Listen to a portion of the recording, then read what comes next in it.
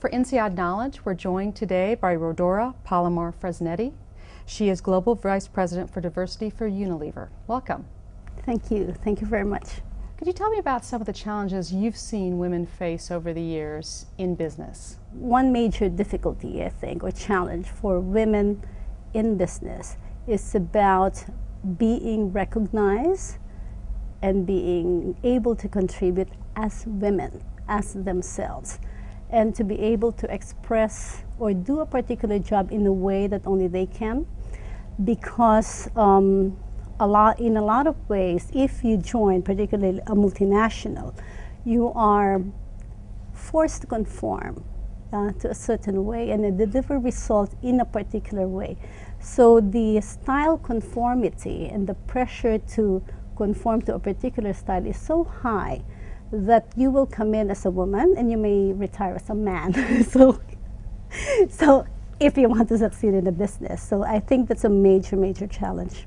Now, you've been in your position at Unilever for some time, so you've been dealing with these issues. Can you tell me some of the solutions that you've employed at Unilever? Okay, there's two sets of solutions. One is, and I really wouldn't tell them as solutions because they're non-prescriptive.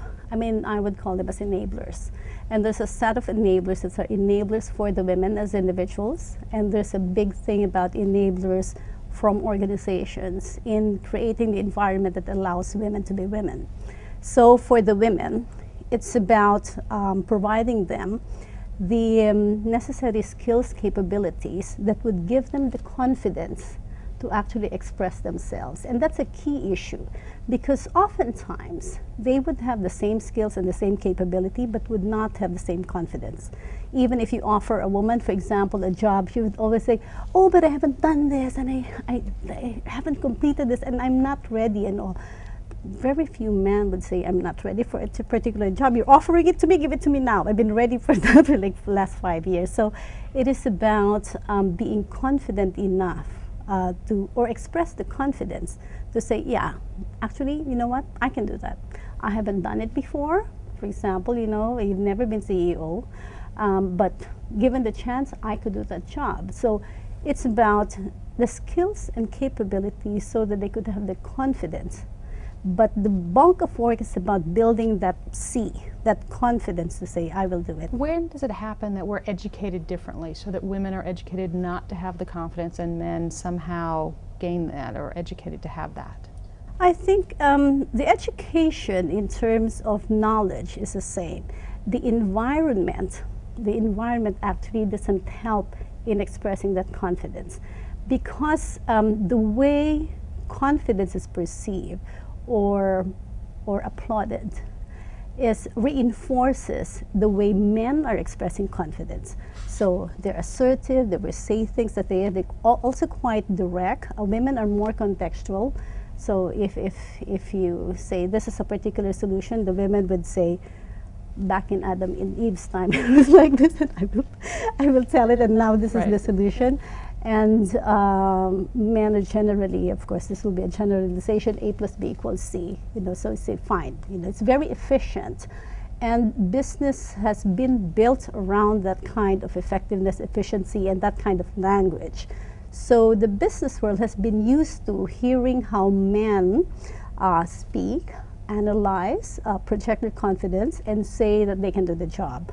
Women had to adapt and adopt a certain way of behaving and thinking to be able to fit into that kind of environment and express themselves in a way that sometimes not easily understood, because, you know, if you have a room full of 10 men and 1 woman, you know, it's difficult to be heard. At Unilever, you have some specific programs. One of them is called reciprocal mentoring. What is that? Reciprocal mentoring is a program that matches up senior men with upcoming women, or, you know, the reverse is somebody is matching up 2 people who are very different from each other, so they could learn about diversity.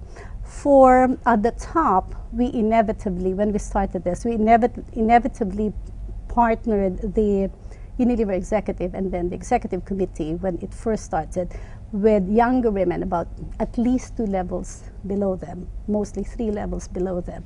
So they mentored the women, but also the women mentored them on how to understand, women and what is it, what the challenges are. So it's an educational process for them too.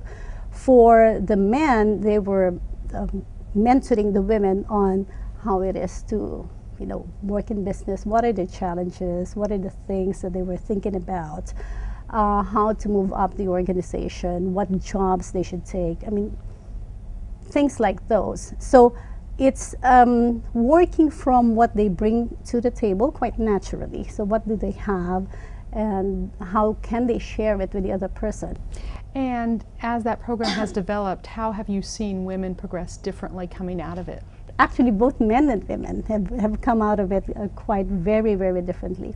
In the beginning, the women had this notion about the top jobs. In fact, when we first did the research, I would say, I don't like that job. It's like, I don't like it. Look at their lives. They have no lives.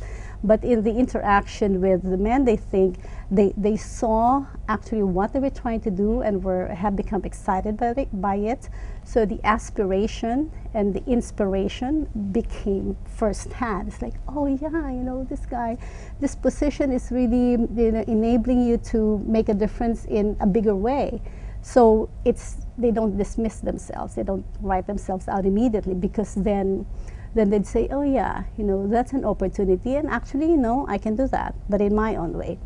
For the men, they realize the challenges of the women in actually moving up. One of them, for example, had this notion, because he was 35 years in the business, have seen women and the old model of the wives staying at home and getting out of the job, and they have kids and take care of the household and all. And his notion was always about, yeah, it's about the kids. So the person he was mentoring also had kids, and said, oh, I understand, you must have real difficult challenges with your children. That's why, the career aspiration is a challenge. And she said, excuse me? My kids are 18, they're in university, they're no longer 2 years old. I said, oh my gosh, I had forgotten that, they do grow up, they're not forever 2 and 4. And so he said, I realize there's other challenges for women and in the organization that's beyond having kids, and some of them in fact are single, so they don't have the concerns. It's like putting women in buckets. It's like, yeah, kids, family. So that's one realization. The other realization that it's not just that, there's also elderly parents, and there's also the husband, and there's also extended family, and there's the community, and this and that. And so they have learned that women are not unidimensional. They don't just become wives and mothers and then they retire, So it's a big, big education process. For just setting up what we call then courageous conversations actually enabled the agenda, the gender diversity agenda, to move forward in ways that have never happened before, because people are then confronted with their own personal beliefs. It's like, oh yeah, what am I really thinking about this one? What stereotypes am I holding? And what limitations and what barriers am I actually personally putting in front of me that keeps me from understanding the other person from where she is standing or from where she is sitting.